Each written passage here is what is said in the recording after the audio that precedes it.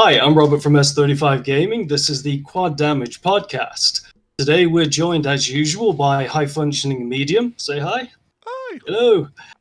We're joined by Deadforge. Hello. How's it going? And also today's guest, we have MelancholyGeek on here from Reload Magazine. How you doing? Hello there. Hello. How are you? And today we're going to be playing Herald of Havoc.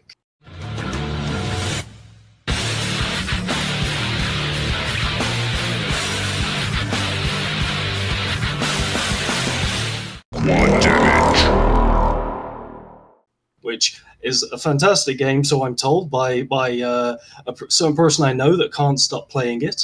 So we're going to be doing a walkthrough of this. I believe we're starting on episode 2. Yep, episode 2, map 1. And yes, this game is awesome. Melancholy was kind enough to purchase it for me for this podcast.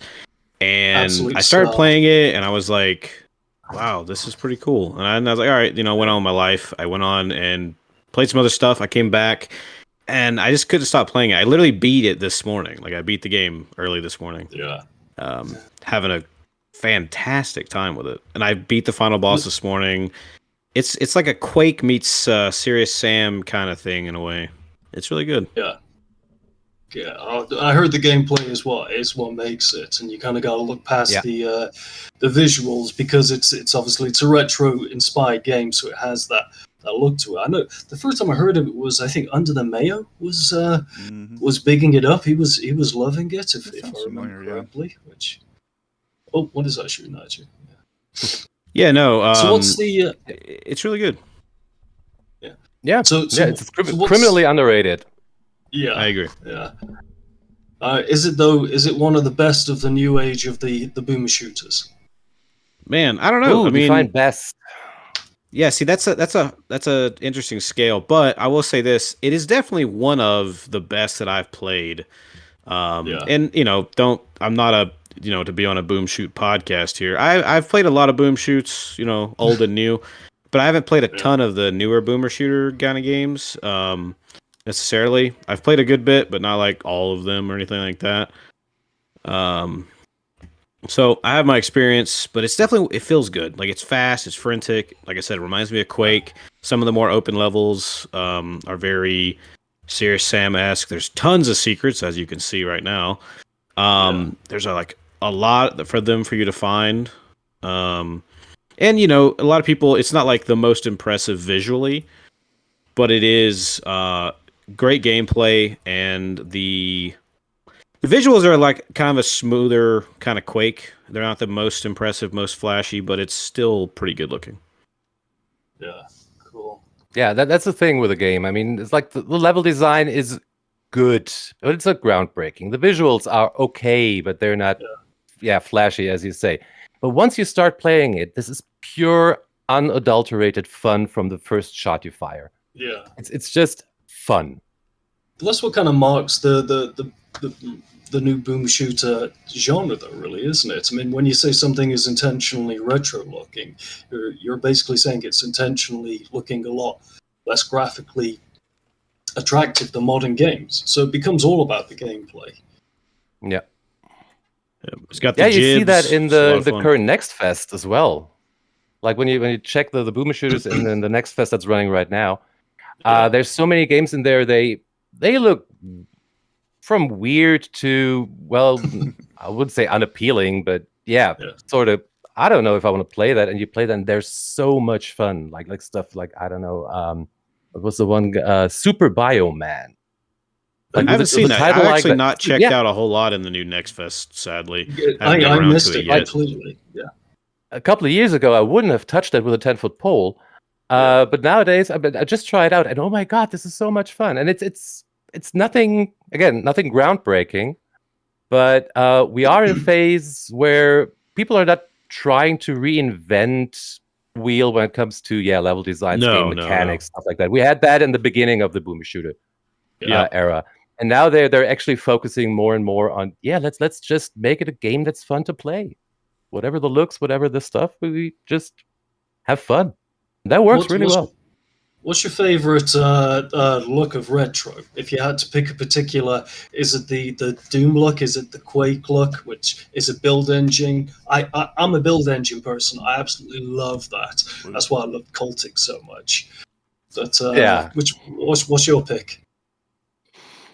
I'd go for Quake, I guess. Like the Quake stylish. Yeah. Look, not that I'm a particularly fan of brown, but it works for me. Let's give a little shout out to the fact that these bodies they bounce on the jump pads, and I love it. On the jump pads, I've had a lot. Yeah, I've had a lot of fun with that. Like, it's just hilarious. Can Also, you jump on top of I the like body? probably. Let me see. Hold on. No, it phases through, but I do like how you can hit those enemies again, and they just kind of gibbet, and it's like it's fantastic. Okay, There's a lot of the like cool stuff like that. I like that. Who's the dev that for made this? Gosh, it's not hitting me. I can't remember the name. Zeldars is the name. Zeldars, and this is actually Zeldar's very first game. Yeah, it's a solo dev game too. Like, it's just him, as far as I'm aware. Yeah, he's done everything, like the music, everything. Oh, okay. And a lot of people criticized it, calling it like simple and this, and I'm like, man, but it's the first game the guy's made. Like, what do you? I couldn't make this. I'd love to make something like this, but I couldn't. You know what I mean? Like, it'd take me a long time to figure it out. So, quit talking so much crap. Jason Smith did everything on Cultic as well, didn't he? Yeah. He did the music, and the music is sublime on Cultic. It's literally one of the best soundtracks I've ever heard. Yeah. Oh, what? Absolutely, yeah. But in terms of just first time, it's hard to play a really fast game when you're running at like 10 frames per second. Okay, yeah, you guys keep going. Well, actually, you know what? Let's get it. There's some little bit of news. Some things going on recently. There's two studios, CD Projekt Red and Volition, that have both kind of started new studios. In was it CD Projekt Red? There's actually two studios under CD Projekt Red. There's Blank and there's Rebel Wolves. It's two separate studios. Which is the one that's helping out with the sequel to Cyberpunk. I know it's a bunch of Phantom Liberty devs. Oh, I'm not sure. I just know, I think that might be Rebel Wolves potentially. Yeah. Rebel Wolves is the biggest one that's got a lot of spotlight right now. Blank is a separate one. Yeah,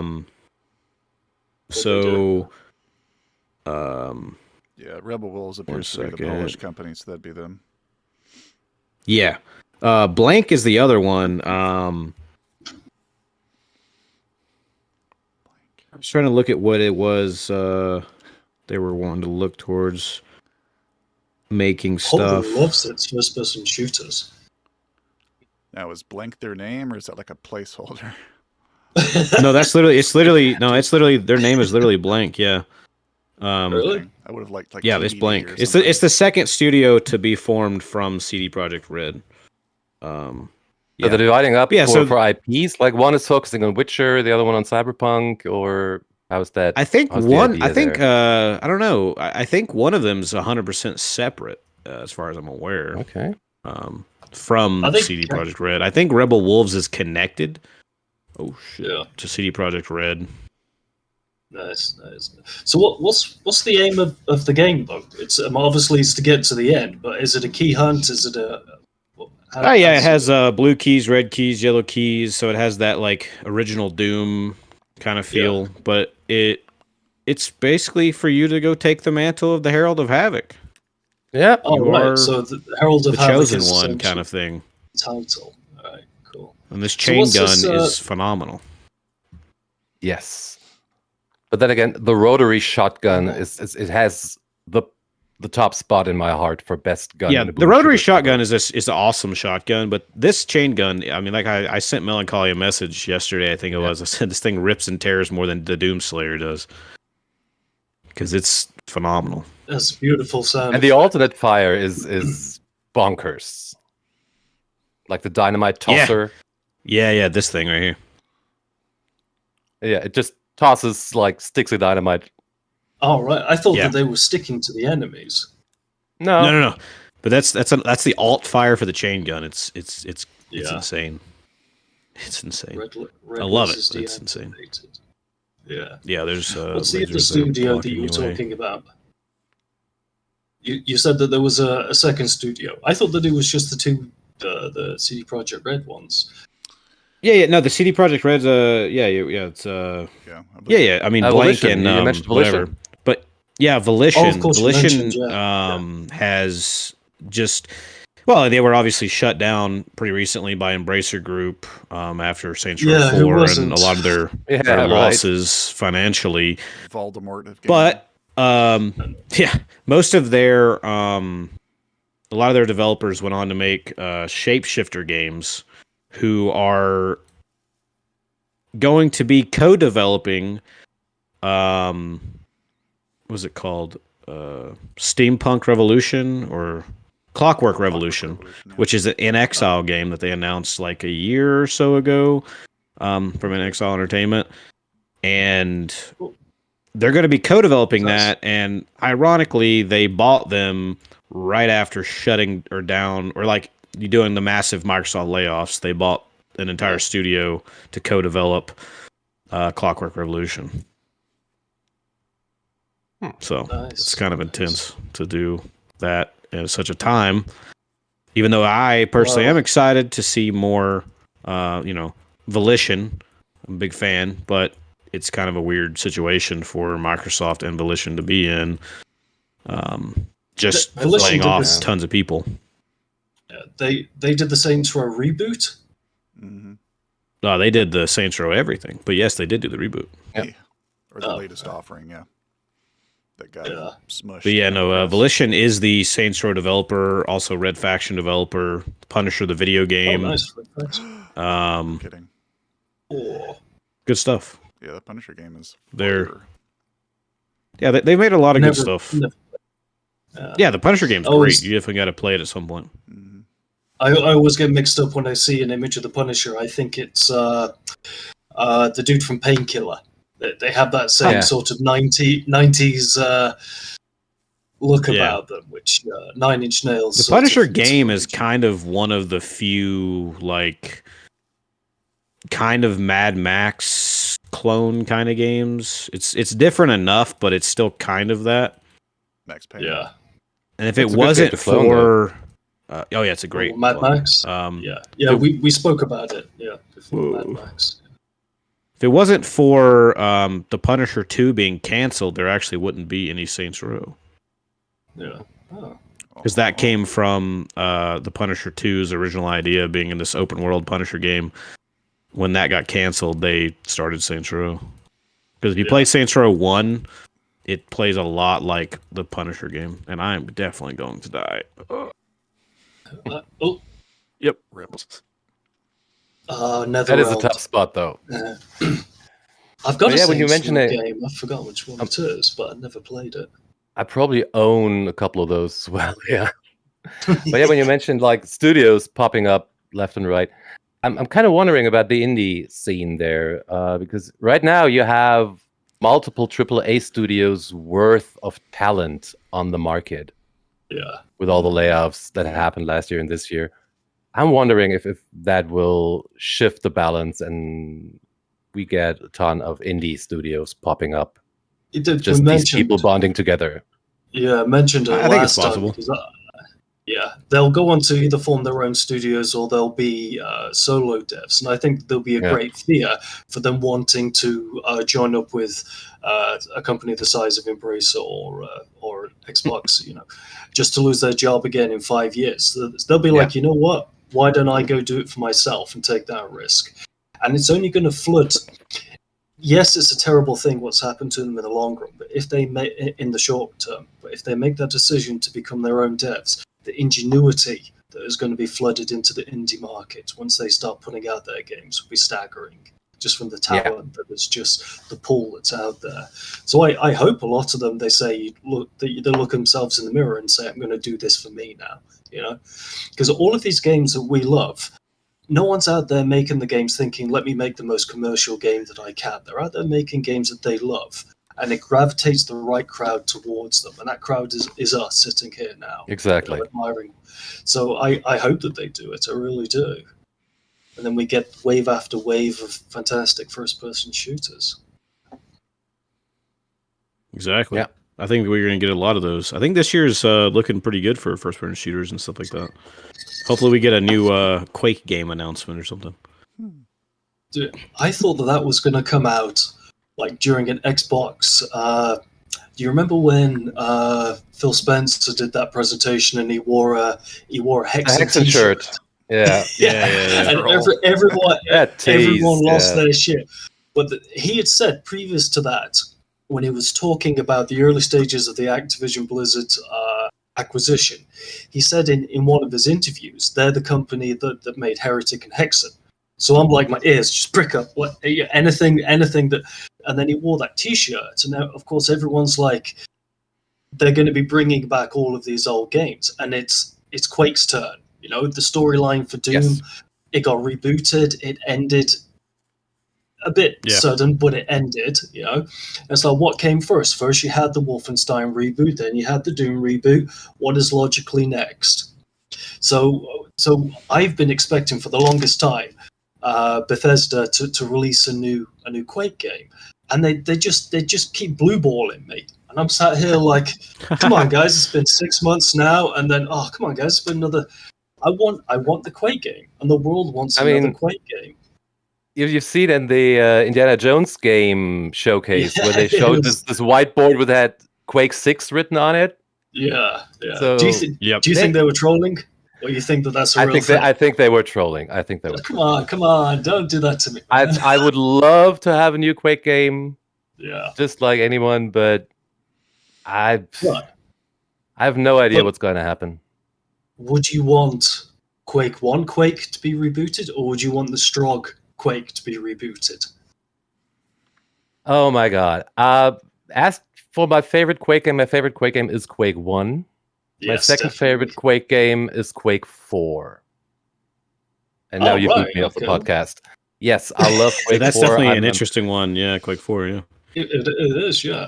You were. I haven't played that one yet, but didn't seem to be many fans. The only time I've seen it's a bit slow in the beginning, but it gets really good. Like after the scene that probably everyone knows. Everyone knows it for, yeah. And you're all sitting there waiting. This is a brilliant game. This is a lovely game. Then again, I am someone who likes turret sections and likes vehicle sections, so that is also a bit of a weird spot for me. But yeah, it looks like a game the Attack 4. Like. All those Attack games. Like I love Wolfenstein 2009. I love Doom 3. I love Quake 4. Which was 2009? Was it the one that had the screen that went green all the time? Mm-hmm. Yes, exactly. The Veil or whatever it's called. I didn't even know about Wolfenstein until, or as I say on Digital Foundry, Wolfenstein, in the German. I didn't even know about it until the current incarnation of Wolfenstein. So when I saw this 2009 one, I'm like, who's this imposter? This dark-haired dude. But everyone says that it's really cool. It's really cool. Yeah, even Civi only now did a video on it. Like, yeah, he just recently. Yeah, I actually was watching that. One, I was watching that today. Actually, he did one because he did one on Return to Castle Wolfenstein a while back, but he just recently did one on Wolf 2009. And I have returned to Castle Wolfenstein on PC. I have not beat that one. I've not played 2009.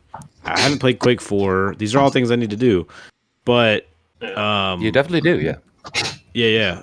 But I played a little bit of Wolfenstein 3D before I played Old Blood, which is where I started with Wolfenstein. Yeah, but it didn't run very well on my computer, so you have to do a lot of things on Wolf 3D on PC to make it work in its original form, which sucks because I don't know what to do. I never really looked it up or anything. It's just like I had Quake on my PC for years, and I tried playing it, and I could never get it to function properly. And so I didn't really play much Quake until I bought the remaster, which I own on Switch, which, by the way, is really good even on Switch. I haven't beat it yet, but I'm working on it. if you want to have trouble playing Wolfenstein, play it using Xbox Cloud Gaming. Then you'll you'll know how difficult. And I used to be a Stadia fan. I was like, when Stadia came out, I was all about Stadia. You're one of those.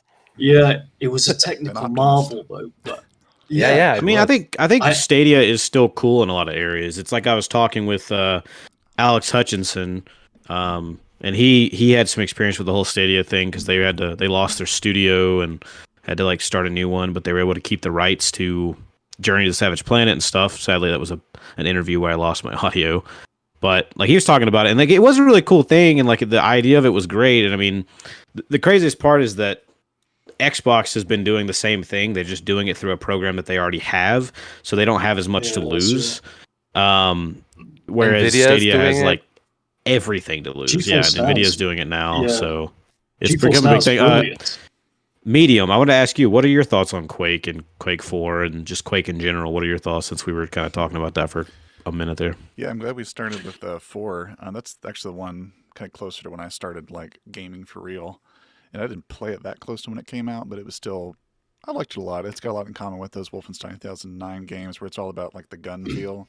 It's kind of like if you think about like the high highs and low lows, those games sit really well in the middle and just do an incredible job of just kind of staying consistently 7.5, 8 out of 10, that kind of thing. Whereas some of the other games, I feel like I'm kind of disassociating with them for long periods of time, and then I'm like, oh, that's what I played it for, was this. Quake 1's a little bit that way. Right, for me. right. It's never felt that great to play, but I'm not somebody who goes around trying to like be like, Quake's terrible. It's not my bag a lot of the time. Yeah. I do like Quake 2 though. I will tell you that that game feels really good to So go around. if they Very rebooted Half-Life-y. it, you'd prefer. Sorry, you were You would speaking. prefer the Strog. This I is like what the I was going to look say. of If first Quake, probably more than I think the Strog are a lot more generic to me, but I feel like the games. this is what I function was better. going to say.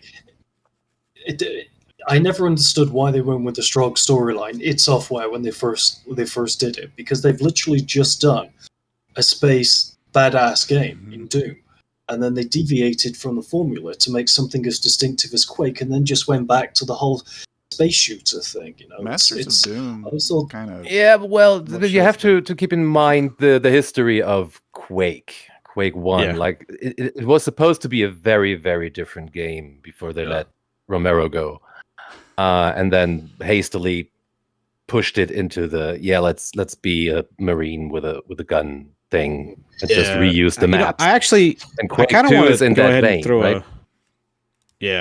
a hot take out there real quick. I don't like Doom 2 very much. I love the super shotgun, I don't but think I hate that's a hot take.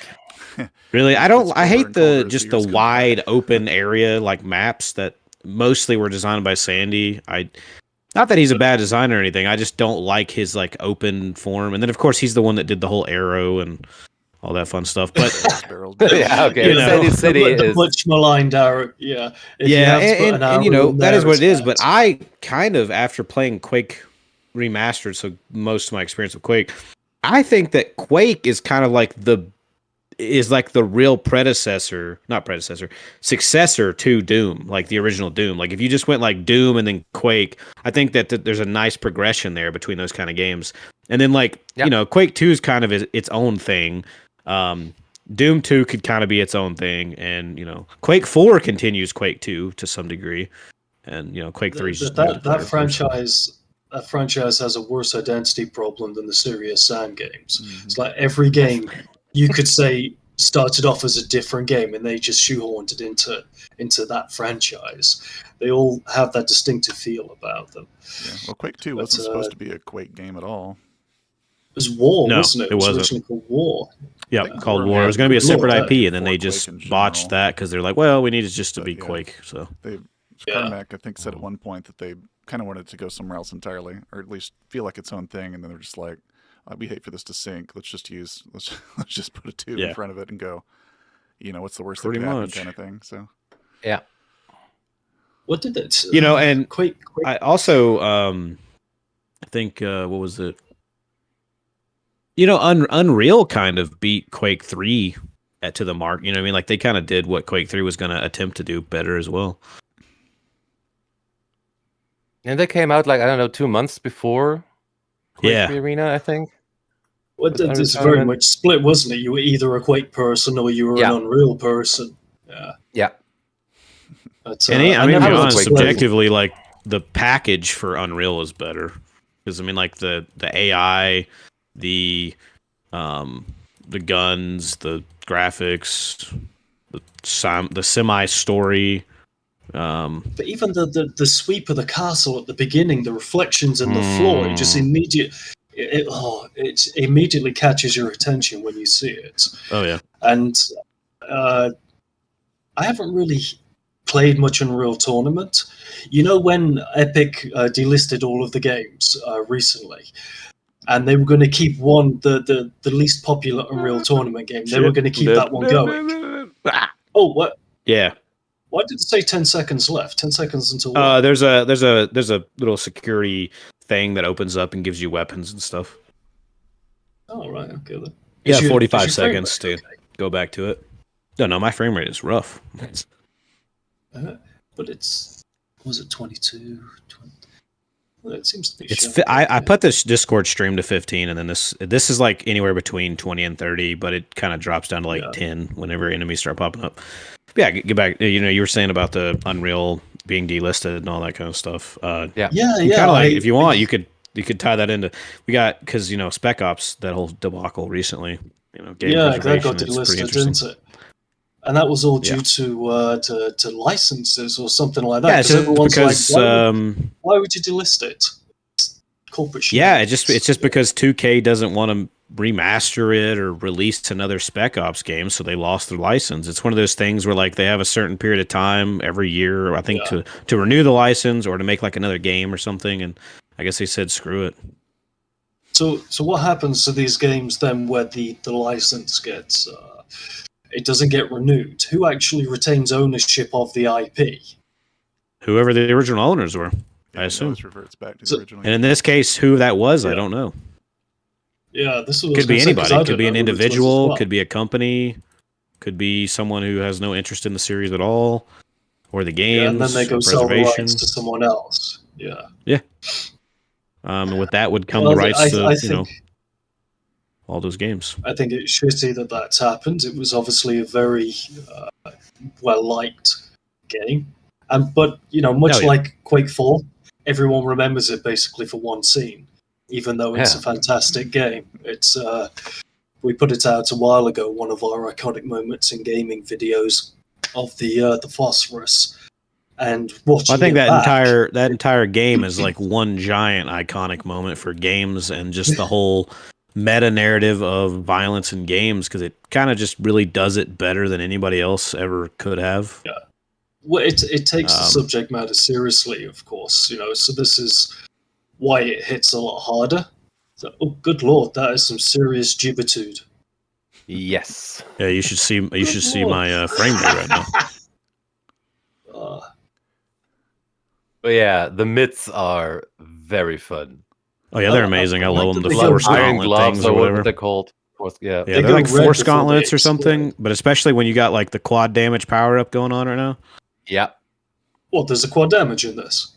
Yeah. Yeah, I don't know what it's he just actually had it. called, but it's basically quad damage. Yeah. Havoc something. Yeah. Havoc damage. So, I don't know. It's good though. I know that much. well, Yeah. you know, it's, apparently your goal is to become the Herald of Havoc, which That's right. you the and herald you- of- are throughout you this the game, you herald- are you are heralding a lot of havoc. That's for sure. yeah. So you'll bring in the havoc, but you're the herald of it as well. So, because usually a herald is someone that comes before someone else, you know. Right. Exactly. So Well, it's yeah, been right. This entire Don't want to time. spoil anything, but Havoc yeah. should- Hammer, Gestapo. Yeah. Should be behind you, yeah. I was wondering, you were saying Deadforge was you, I think. You were playing Quake on the Switch, and we were talking about Yes. the whole Stadia and stuff like that. Yeah. Shooters on controller, yes or no? 100% yes. 'Cause I can't do I'll it. tell you why. One, I grew up playing first-person shooters on controller with Halo and Serious Sam 2 and so on and so forth. So I'm 100% for, first-person shooters on controller. I grew up that way. I can play perfectly on PC or controller, either one. I know some people struggle with one or the other. Some people can't even play them on PC. But yeah, no, I'm 100% for it. I think that shooters definitely play better on a PC, like especially if it's circle strafing and bunny hopping and stuff. Just kind of works better. The flow isn't the same, nor does it feel as fluid on a controller when it comes to stuff like that. And you also have a lot more, range of motion with your, you can do a lot more quick movements and aiming.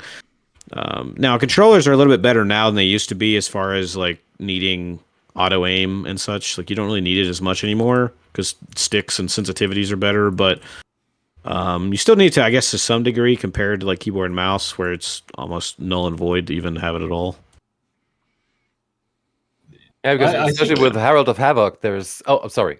S35. Didn't want to cut you off there. No, that's okay. I've actually forgotten what I was going to say. It was something to do with controllers.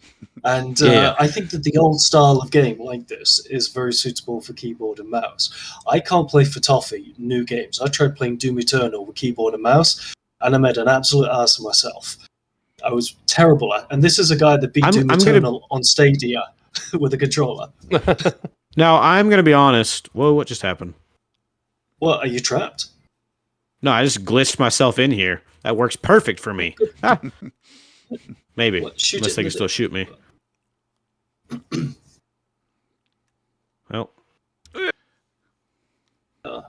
Sorry, but yeah, no. I will actually be honest. Like, I think that Doom Eternal and like Doom 2016 are made for console and like controllers more than they are PC. 100%. Feel like it's inverted controllers, if you believe Hugo Martin. Oh gosh. Yeah. I thought we're playing with controller with mouse and keyboard. It's very forward. Yeah, it's very forward, backwards, left, right. I find compared to a controller where. For me, the key to success is always kind of a circular motion rather than jumping and hopping or something like that. But just because the way that they're designed to roll, find yourself going around in a circle a lot. And it's funny that you mentioned that because with the Herald of Havoc, there is a small but very active speedrunning community. What? Really? And there's like people like Twilight Soul 1 and then Shufflecat, and I know for Twilight, he's playing all these things with controller. He also did a lot of Doom 64 speedrunning, like holding world records and everything, all with controller. Do you know if there are any plans to bring this to other platforms other than PC? I do not know. I don't think so, solo dev thing, maybe, but it probably won't be the easiest thing to achieve. Yeah, porting is hard. Switch it probably also depending on like sales and so on as well. Switch has got quite a good indie scene. They seem to really be embracing for FPS games and other games. 100%. Switch has got a big indie scene. I can't play. With like that, man. Oh, why'd I do that? How do you do it? How do you do what? On the Switch, it's a controller, but it's a completely different layout. So it's like learning how to play a game. And, I mean, it's largely the same. It's not that different. I bought one of those things for mobile phones. The thingy. Mm-hmm. I can barely use it. It seems like it's such a. It's like learning a different format to play your games. I thought that it'd be easy. Just it's a controller, right? How hard can it be? But nah, I couldn't do it. Which is a shame because the Switch has. I really want to play that last Zelda game that came out. Was it Tears of the Kingdom or something like that? Tears of the Kingdom, yeah. Yeah. To me, that I couldn't care less about Mario. Mario, whatever. I'm 43. I'm not playing Mario. But I have no shame in saying that I would love. I would love to play Tears of the Kingdom. Some fans out there are like, what the hell did that man just say? Yeah, we're not watching this anymore. This guy does not like Mario. On the Quad Damage podcast. How dare he? This is a I'll have you know, I'm podcast. 48 and the only game I played on Switch was Mario Kart. With my nephew, agreed. Mario Kart. Mario Kart is different though. No, you could swap out those characters. Mario Kart would still be a laugh to play because it's all in the gameplay with that.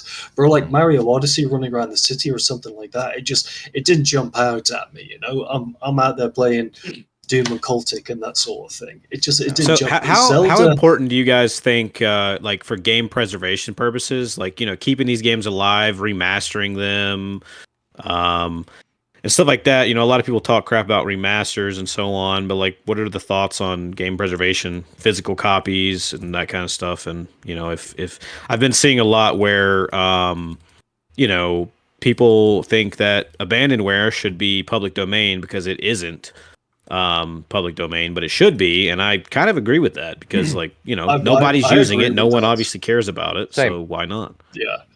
Yeah, if it's not making money for the people that own it, then let others have it so that they can keep the legacy alive.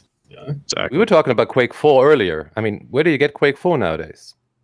I don't think you can get it anywhere. You can't get it on the Xbox, maybe, but for PC. You can buy it on your Xbox 360 or PS3, and that is it. Yeah, because it's not on the PC right now. Neither is Wolfenstein 2009. Now, Return to Castle Wolfenstein is, but Wolfenstein 2009 is not. 2006. Or Prey 2006. Yeah. So that's you can get that on Xbox. You can get Prey 2006 on your Xbox. You can get it on your Xbox. You can't get it on PC unless you use pirating or something. But yeah, you can get it on Xbox, but nothing else. You can get it backwards compatible. Physical copies are also backwards compatible if you have an Xbox. But when it comes to PC, other than pirating, there is literally no way. Physical. Nice. His shelves are close. Are you over there? Are you a collector of physical media? Is it important to you? Not at all, really. There was just one stint where I went on eBay and bought every game I needed to have a physical copy of, and that was Quake 4. There was Prey. There's a lot of Dooms up there and stuff like that. But I'm not quite a collector. No. On the other hand, I am a collector. Out a new big box, I buy it. I am a collector. I have a huge physical collection of video games, console, PC, otherwise. I own a lot, like over 1,000+ games. I think physical collecting is extremely important, personally, for preservation purposes. But I think all these things should be available digitally. I think they should all get re-released. Like these games that are, been out forever and people still own the rights. Like Bethesda owns the right to Prey 2006. Why not just remaster it so it's easier to get your hands on let's just say, pull like a Remedy, and where Alan Wake wasn't available on PlayStation prior. Now guess what? Prey, something that was exclusive to PC and console, is now available on PS3. You know how many more people could play it that way? Or you know what I mean? Like not just PS3, but like PS4, PS5, remaster it, make it run better, whatever. Throw in some quality of life changes. It's such an easy thing to do that doesn't require that much effort. They're just not going to do it because they don't really care. The same goes for Quake 4 or Wolfenstein 2009 or any of these games. It's a lack of caring whether people play it or not. They don't care about it because they don't see it as a revenue generator when it comes to anything like that. But they did remaster all the Doom games and even brought Doom 64 back through Night Dive, and we get in like System Shock and all these remasters and remakes of all these games, which that is awesome. I love to see it. I also think it's cool as hell that not only is Machine Games do what? So I also wagered that Kickstarter came to them on most of these. I doubt they were sought out. What we haven't remastered in a while, and then they look down the shelf and they go, Night Dive would be great. Night Dive goes out of the way. They're not the only people that make it their point. That's their thing. They care, right? Yeah. So that is their thing, and I think anybody. I think that's the best thing about them is that is passion their thing to do it. So is it really preservation though if you're remastering it? Because it's not the original product as it was created. It's at least the not essence of entirely. Not entirely, but it's the closest thing we have. I mean, you can access classic Quake right now if you want. So in that case, it doesn't really matter. But in the case of other things, it's a little different. Yeah. Like you can buy like one step Doom further, or Quake or whatever. And since we were talking about Nintendo earlier, and I mean, Nintendo is notoriously bad with these things. Embrace emulation. Nintendo, sell me the ROMs. It doesn't cost you a thing. Yeah. Sell me the ROMs. Let me emulate. 100%. Yeah, they're very anti-emulation. Yeah. Was it them or was it Sony or so? that's called modding cheating. It's like it just tells you the mentality that some of these corporations have. That it is our product, you must not touch it, and we will Nintendo's demonize really you. bad for that. That sounds more like stop people from Sony being, as well. Yeah. Yeah, but they'll stop people from being like, like what do they call affiliates to their whatever programs because they like did a video on modding. That happened with like beat 'em ups and a few others where they like modded the game and as a video that wasn't like a sponsored video, and then they're like, oh well, sorry, we don't want you to support us anymore because you're destroying our game, kind of thing. Which is just recoil dumb. on that gun, jeez. Yeah, but also, Sony, I think at least Xbox is making things backwards compatible. Like if you do have a physical copy of Prey 2006 and stuff like that, like you can play it or Rage or whatnot. And I think that's awesome. Like if you do, then you can, sure, not everything's completely accessible. That's fine. But at least they're making an attempt, and like Sony and Nintendo, like don't do backwards compatibility and honestly could care less when it comes to any of that stuff. And that just kills me that they don't even care about that. I mean, at least the very least, Nintendo does remake their games from time to time and occasionally remaster them. They just charge way too much for it. Do you think that that's a cultural thing, though, in terms of how the Japanese view how they do? Oh, that's 100%. That's 100% a cultural thing. The West are the only people that actually care about nostalgia in the past. Japanese people do not care about the past. So yeah, it's 100% a cultural thing. But in the terms of profit and your fan base, your culture really shouldn't really come into play with that. I mean, there's an American version of Nintendo, so culture shouldn't really come into play when it comes to preserving your history and the ability for people to play it. I think with Xbox, they had and to such. they had to embrace backwards compatibility because they saw themselves falling behind within the competitor space. So they were like, "What can we do?" No, I'm going to say I don't believe that because the Xbox 360, which is known to be one of the biggest consoles with like some of the best games out there, like when people go back and play like old exclusives and old games and stuff like that, as well as having just tons of great games, games that were exclusive to it, like Prey 2006 and many others. You also look at the fact that it launched with backwards compatibility to the original Xbox. Yeah. They then added more games that were backwards compatible as time went on. They didn't get everything, but they added a lot. Yeah. So yeah, backwards compatibility was always in their back of their mind, was always in their playbook. That was something they were always thinking about, and that had nothing to do with them falling behind on anything. Because at that time, they had just as many, if not more, exclusives than Sony did. They had a lot more stuff coming from Rare, and you had the peak time for the Fable games and so on. So yeah, I mean, they always had that in mind. And then the Xbox 360, or the Xbox One, it was backwards compatible to Xbox 360 and original Xbox. The Xbox Series X, you can play Xbox One, Xbox 360, original Xbox. You can play some of their Xbox arcade games that they had back on the 360, which are all digital exclusives. You can't play all of them, sadly, but you can play a lot of them. No, they stopped it, didn't they? They said, like, we've literally reached the limit of what we can do backwards compatibility for. Yeah, I think they just stopped that because they're now focusing on Game Pass and cloud gaming. I think their focus has changed. Even on PS5 and stuff, you can barely even play. Like, you can't even play a PS3 game, or even like some PS4 games. It's kind of sad in that department. I did have the launch 60 gigabyte PlayStation 3, and that one was backwards compatible. It's the only time that I've known that it's been the case. The base PS3 is backwards compatible to PS1 and PS2 games. Whereas the second release of the PS3 and the third release are only backwards compatible to every PS1 game. They got rid of the PS2 part though because they didn't need it anymore. So yeah, it is backwards compatible to a degree, but they just don't care much about it to keep it going. I was working at a used electrical store at the time when the PS3 came out, and we sold video games there. And it was only because I bought the 60 gigabyte one that I discovered how fantastic PlayStation 2 games were. It was such a creative period in the industry, and it seems to have somewhat stagnated in terms of the inventiveness that those showed. Yep. Things cost too much to make. They Gotta be Yeah, I really feel it do, to a though. degree.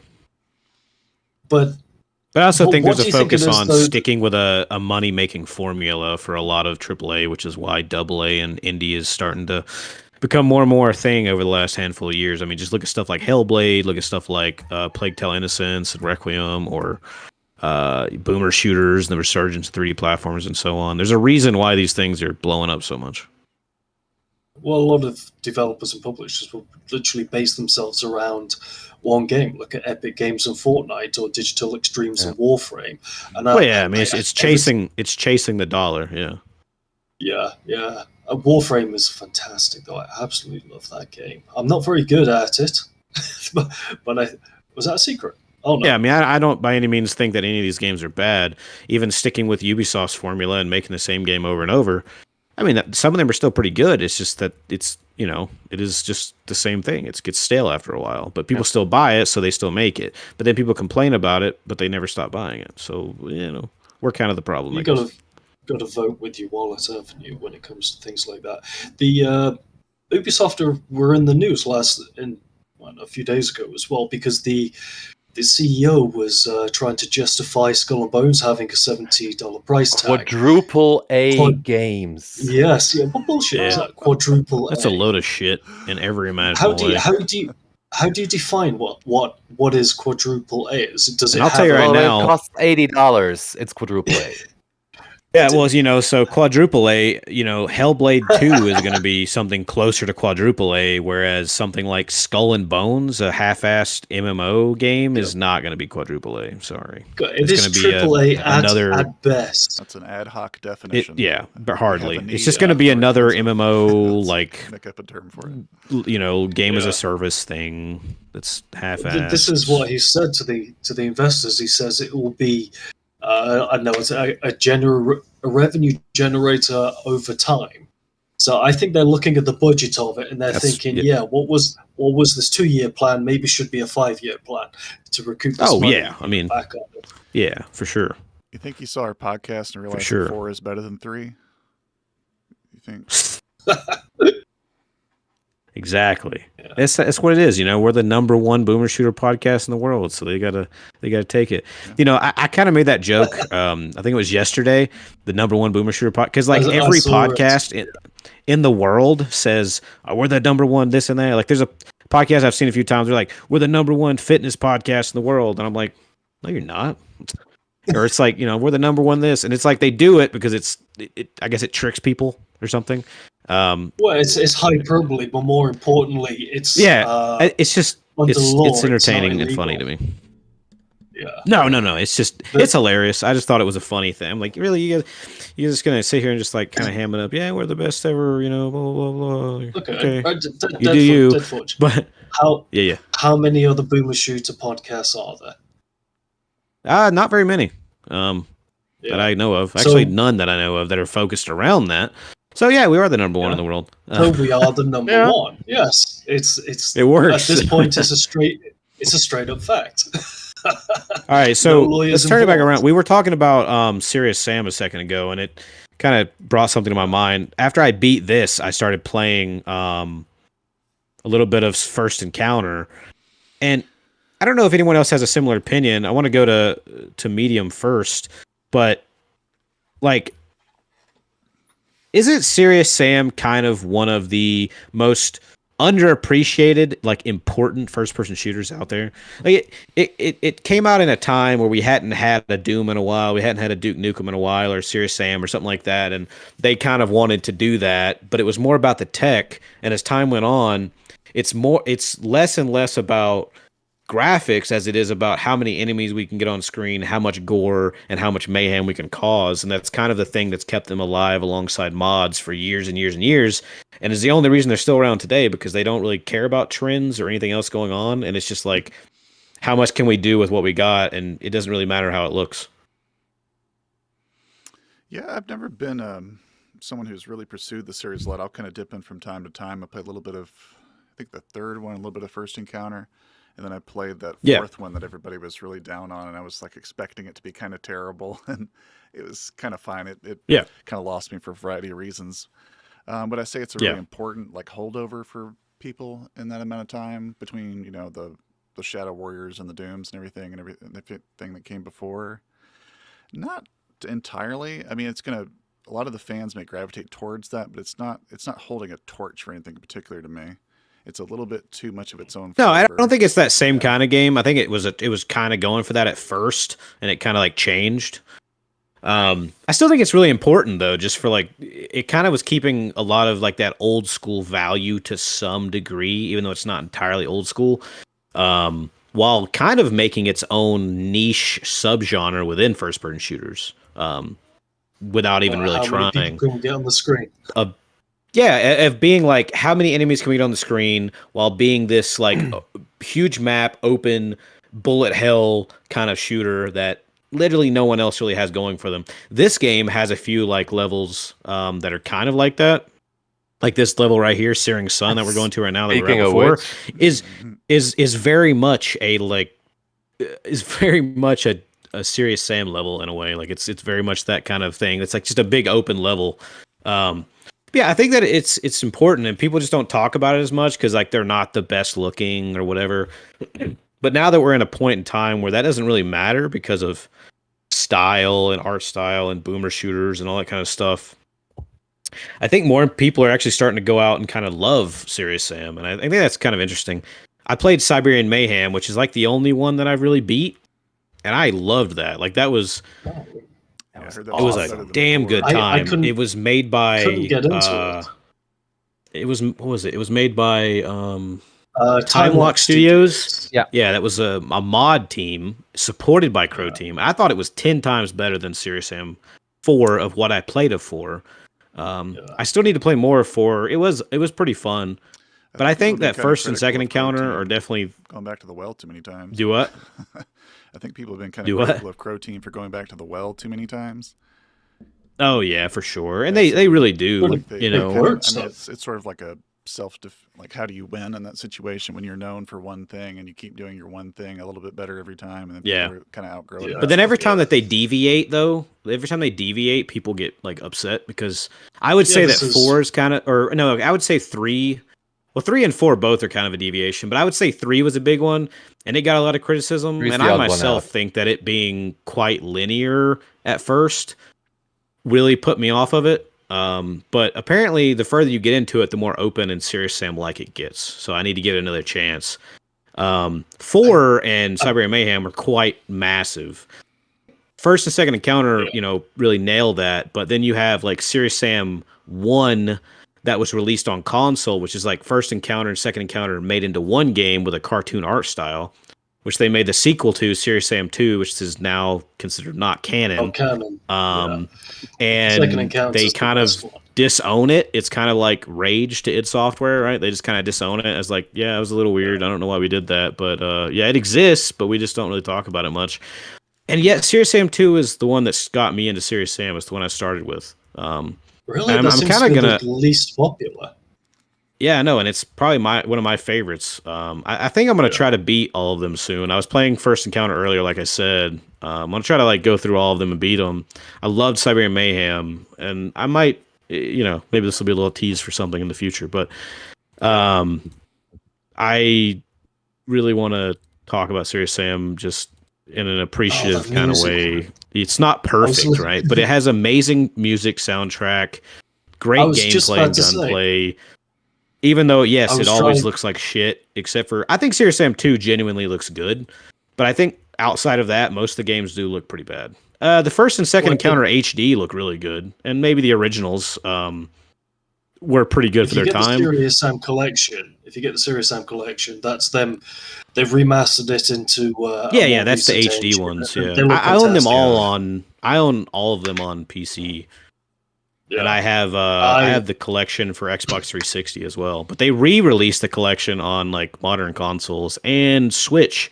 And I've actually thought about checking out the Switch version because that seems interesting. Yeah.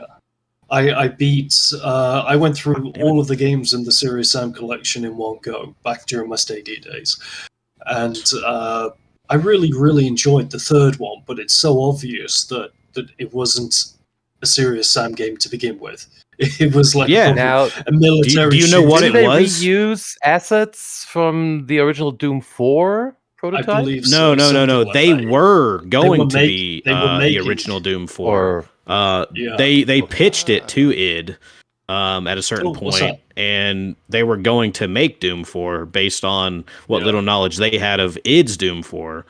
And it didn't happen, so they kind of took what they had, which I think that's why like the first few hours of Sam 3 are kind of different. linear and like not Serious Sam.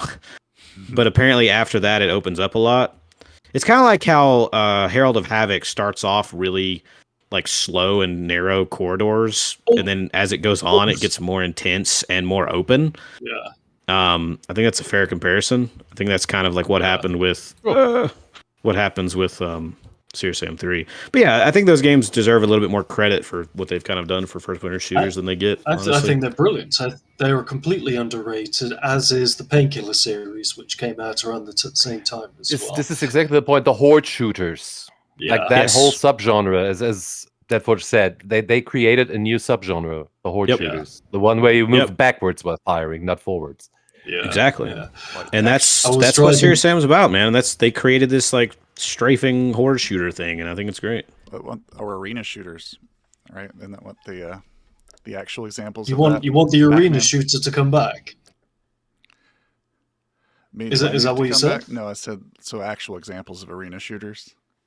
Remember that video that was going? Oh, around, yeah. The first person spheres. People are like, "Man doesn't know what an arena shooter is." And Oh yeah, here's I here's remember what they that. are. And there's only like a couple of them, right, that anybody knows of or can point to and be like, "This is the example." But I was like, yeah. I mean, wouldn't you technically call Yeah. Quake like the original arena shooter? the multiplayer? Yeah.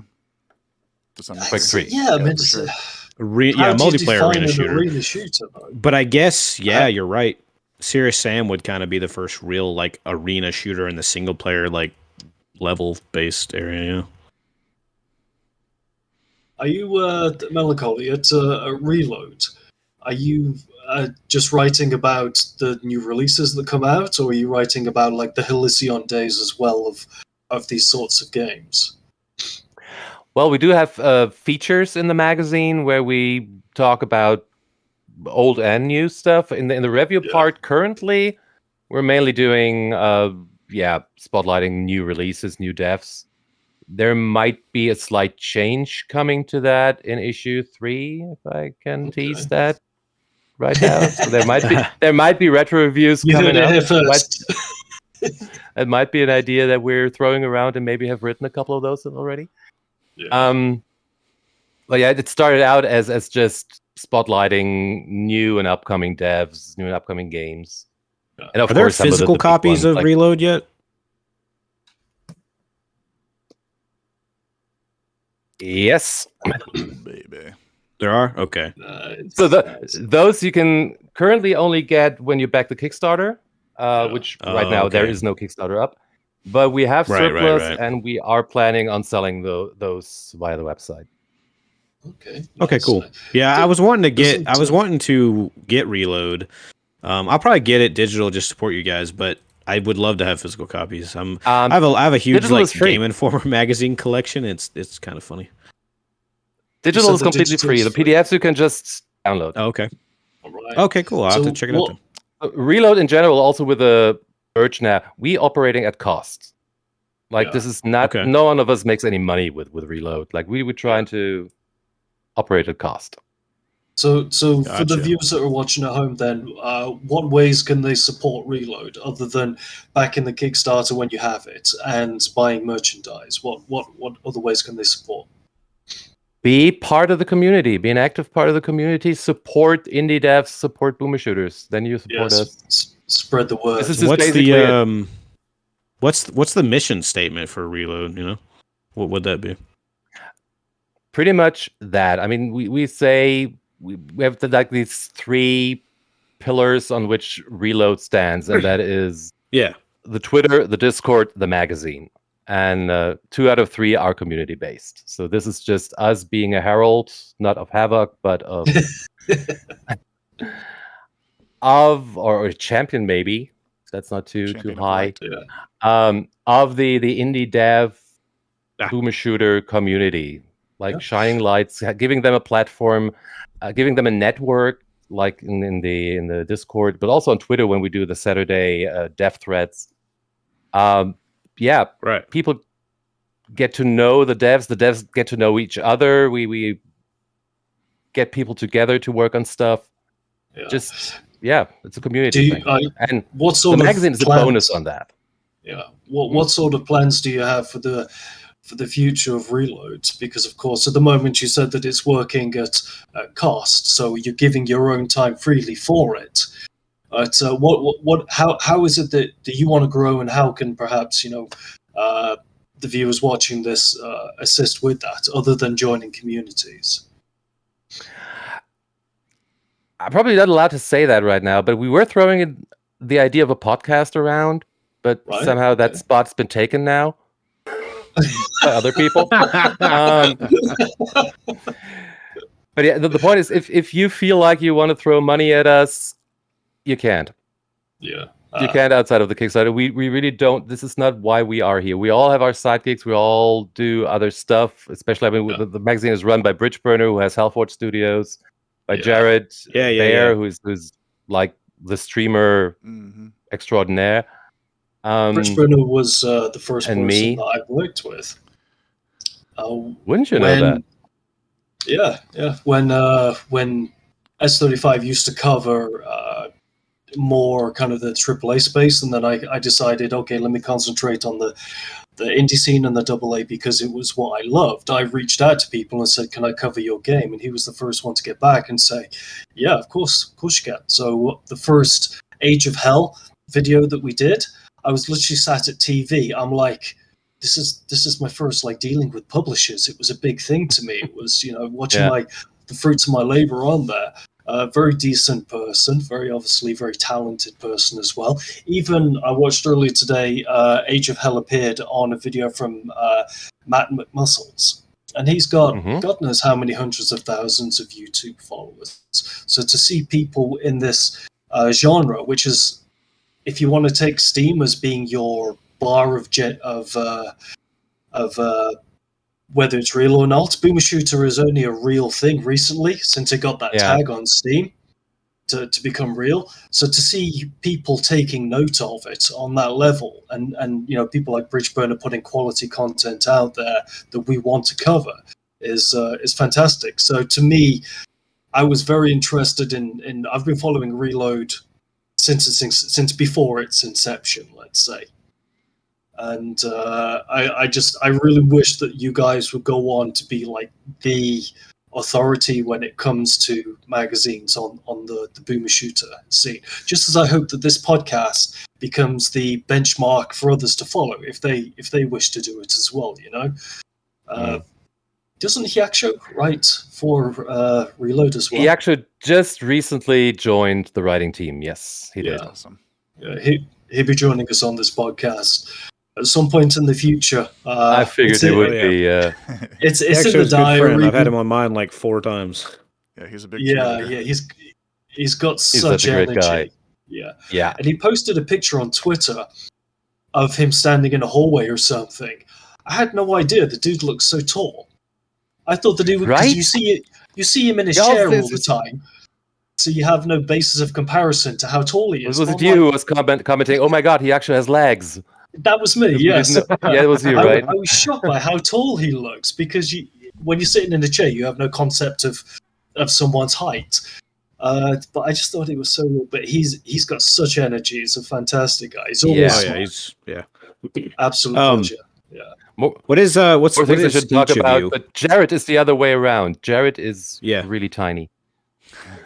Jared is really tiny. I love it. Yeah. That's great. So Sorry, Deadforge. No. Yeah, I was gonna. Okay. Yeah, I was gonna say that. What would you guys pick as your favorite like boomer shooters right now? Shit. Wow. No. I'm looking at my other desktop. What I have installed currently. Favorite right now. Nightmare Reaper just sold their 100,000th copy, and I think Nightmare Reaper brought a whole roguelite element in such a fantastic way into the boom shooter genre, and I love firing up Nightmare Reaper still, like every now and again. Yeah, I think that one is currently still at least very close to the top spot for me. yeah. What is it about it that appeals to you about it? Is it the gameplay? Is it the vision? It's a very colourful game. I find it's a little too intense. So I can I could see that. Yeah, but it's the action, the way the combat is handled, like the soundtrack. Jesus, soundtrack drives. It's an Andrew Holshult joint. So absolutely, it's going to be top shelf.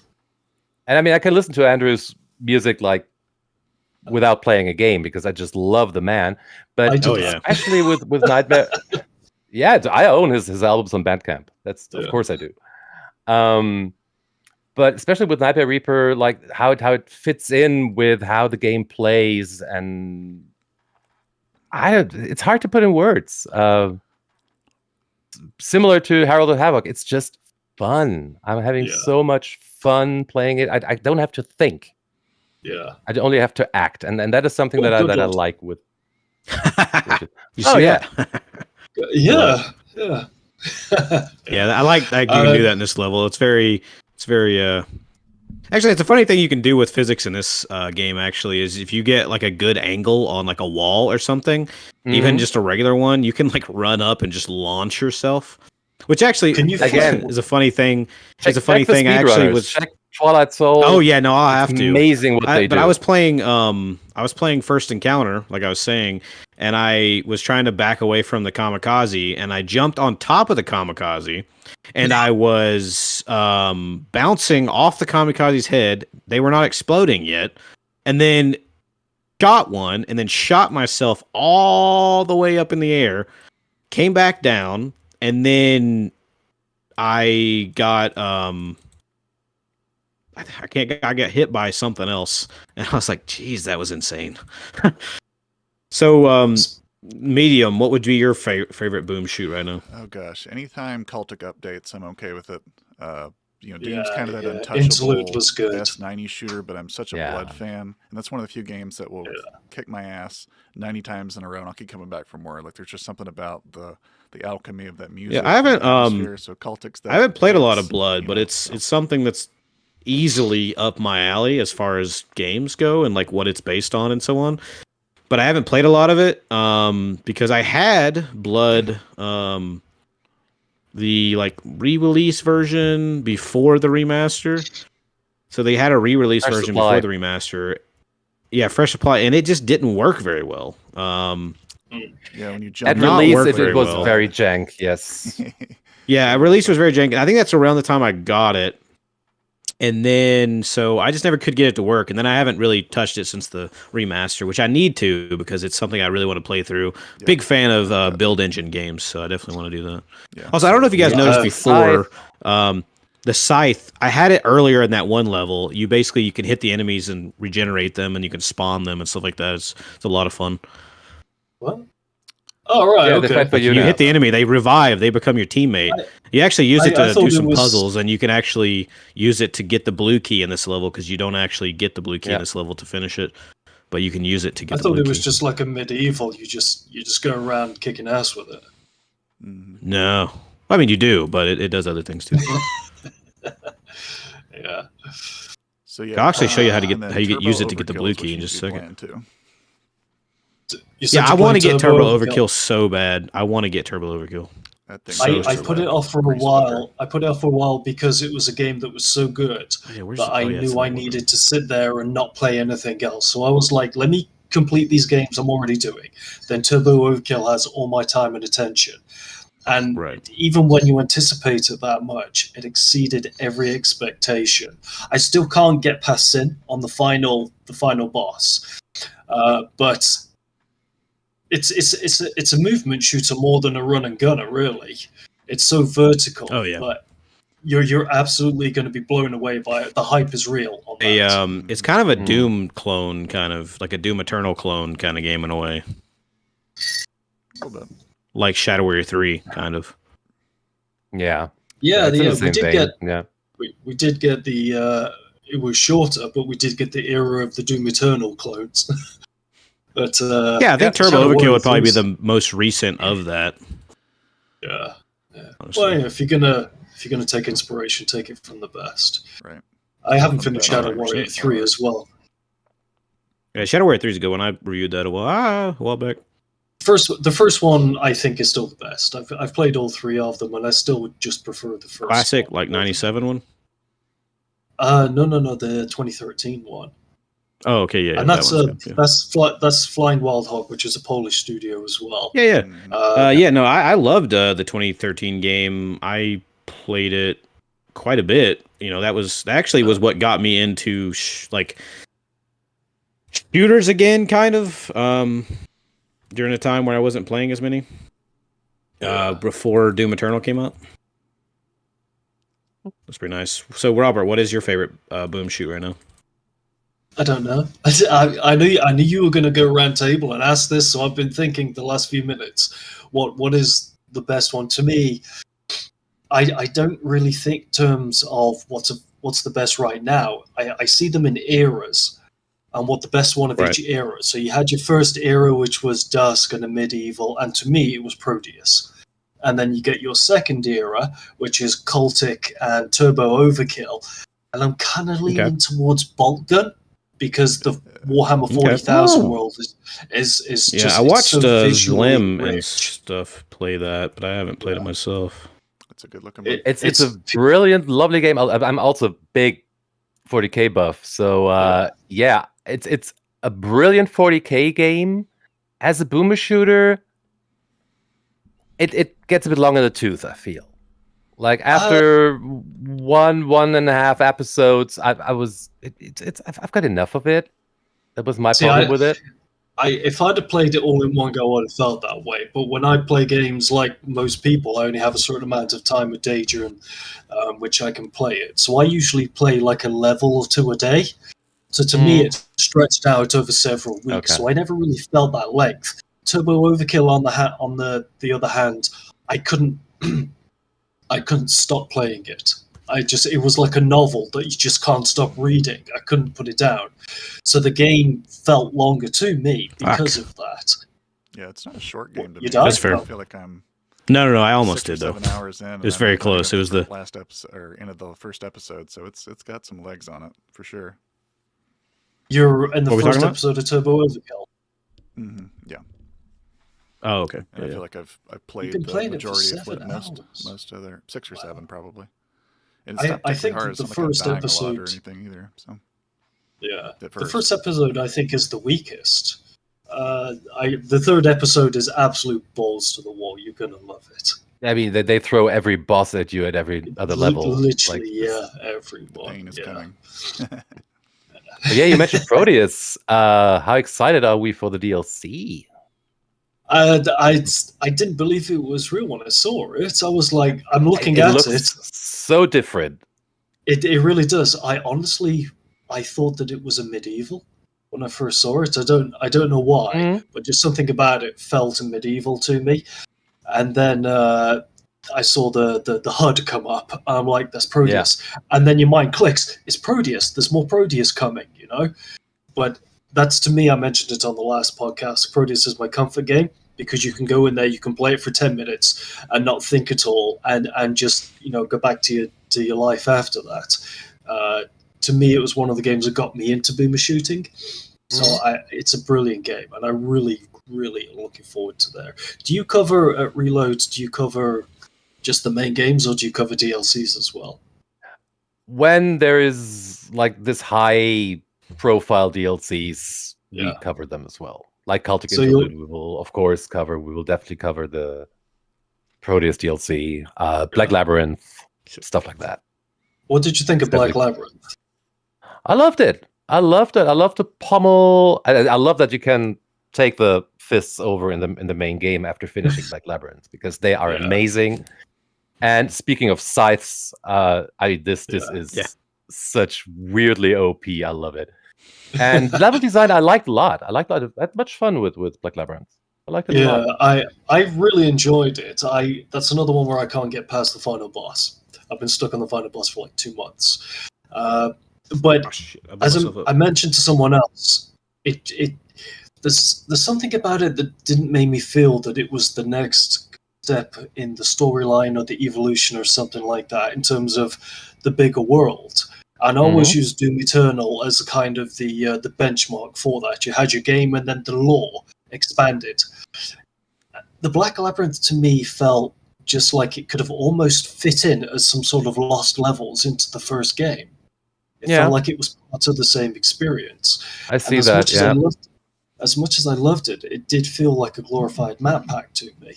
Which that's not a criticism of it. I It's a absolutely very loved good map pack.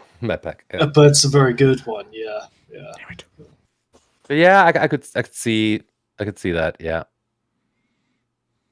What is So what is one of your favorite non-shooter like first-person games? Non-shooter first person. Ow. Yeah. Let me think. What are there apart from the horror later genre is a lot of Resident Evil? Yeah, I'm thinking horror. Because before you said FPS, I would have said Silent Hill, but now it has to be FPS. Yeah, probably the later Resident Evil ones. Okay. Yeah. I mean, those are really good, so that's a good pick. What about you, Medium? As far as non-boomer shooter first-person games, let's see, how many are there? Yeah, the RE7, RE8 are really good. I like both of those. I like RE8 more than most people. Or Village. Nobody calls it RE8. Let's see, what else? There's got to be some horror games I've played recently. Because, everything's got that PT clone vibe to it. Oh, did you play GZPT? Who? GZPT. That's a PT demake, if you will, on the GZ Doom engine. And it is amazing. I played it a few weeks back on stream. And with the dev in chat. And it is 1-for-1 apart from the microphone secret puzzle thing, which you can't do in GZ Doom. It's 1-for-1 PT. And it's amazing. So if you've never gotten around to play PT, it's by Batandi, who did like Golden Souls. People know that probably the most of him. It's on itch. Take a look at that. It's amazing. That actually sounds really interesting. Medium, have you played any of the horror games from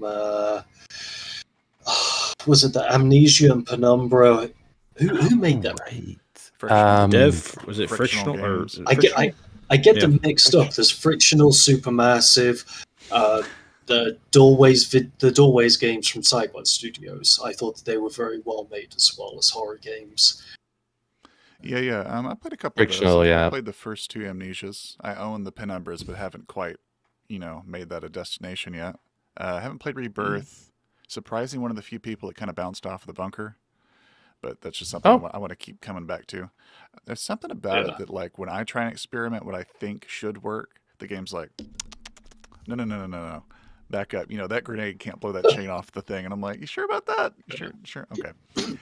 But there's just, it's one of those things where it's like, I'm not the biggest fan of the progress being kind of in suspension. Don't mess up. Okay, got to do it all over again because one thing went wrong, and it kind of, it feels like you're doing runs, that kind of deal. I'm not the biggest roguelite vibe type person, so that's been a little bit of a... But as far as the first 2, I'm not the biggest Machine of Pigs fan, or is that what is it called? No one is. That's the second one, yeah. No one is. The one that people pretend like the twist is so deep, and it's like, is there any other way that could have gone down? It's kind of like Layers of Fear. Yeah. It's like that's sort of built in that was going to be the way it ended up. But yeah, Layers of Fear was Bloober Team, right? My favorite thing. Which one? The second one? No, that Layers was of Fear was Room. Bloober Team. Chinese Room, the same people that are doing the Bloodlines 2 game now. Right. Okay, yeah. You should give Rebirth a try. My partner and I, sometimes when we play games together, it's usually a horror game because it's a slower paced thing, so we can kind of talk it through together. And we did Rebirth on the TV, and I've dipped in and out of the Amnesia series before that, but Rebirth was the one that really kind of caught my attention just because it was a shared experience between the two of us, so I was more invested. But you should absolutely give that a try. It's really atmospheric.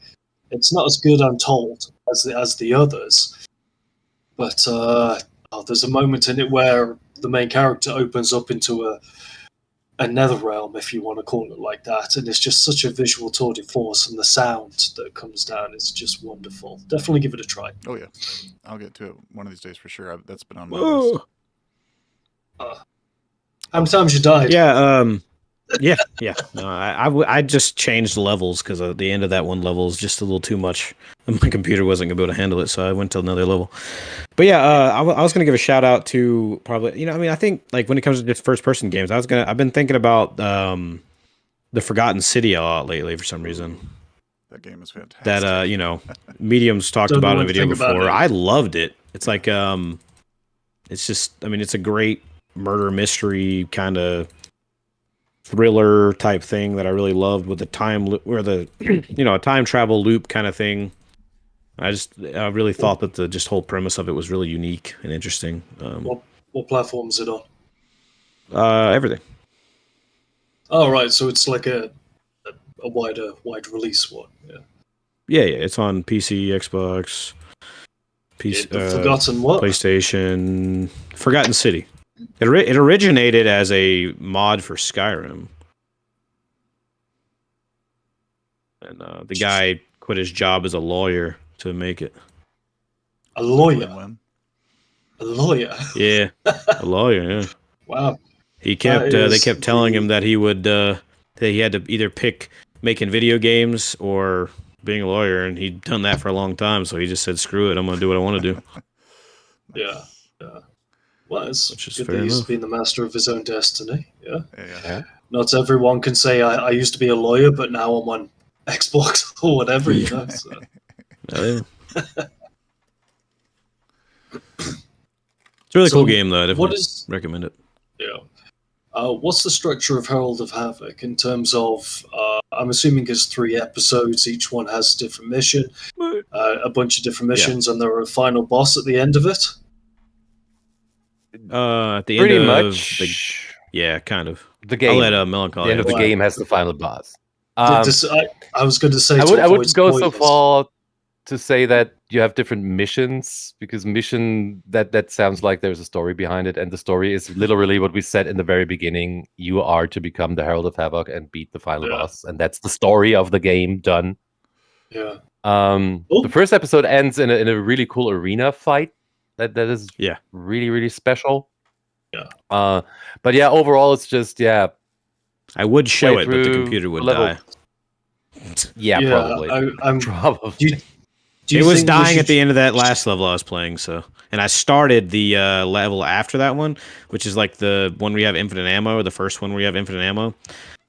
Great level, but it literally went to 1 frame per second as soon as I started the level.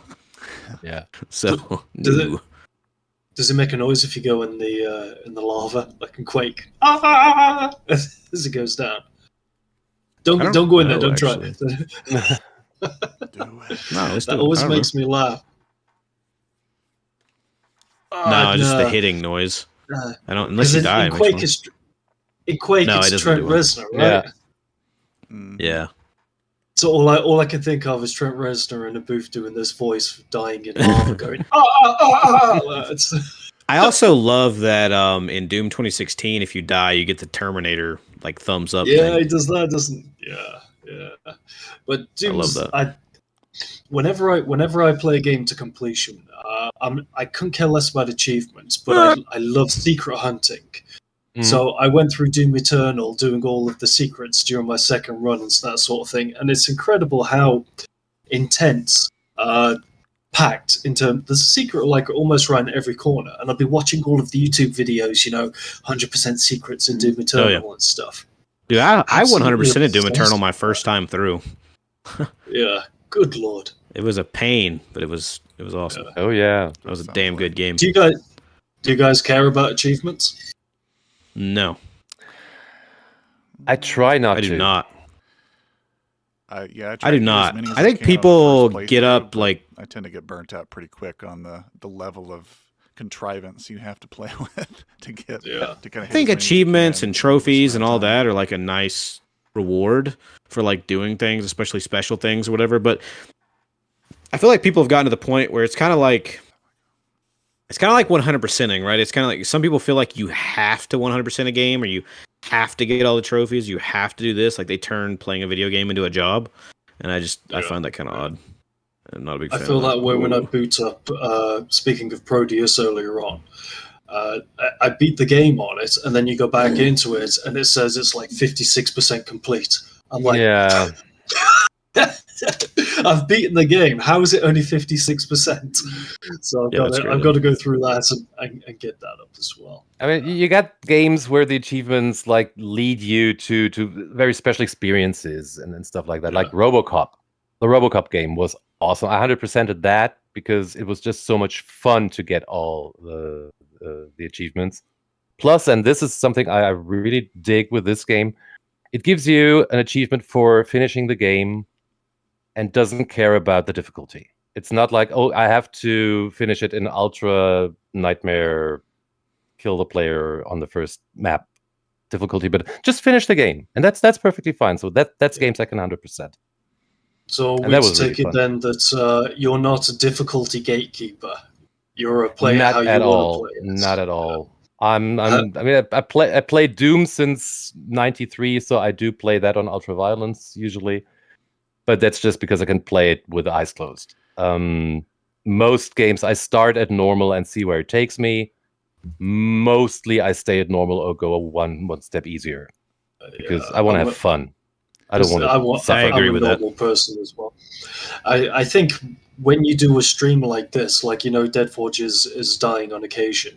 I think if you're playing a game where you're simply repeating the same thing over and over again, just to be able to get past it, it really sours your experience of how you feel about that game.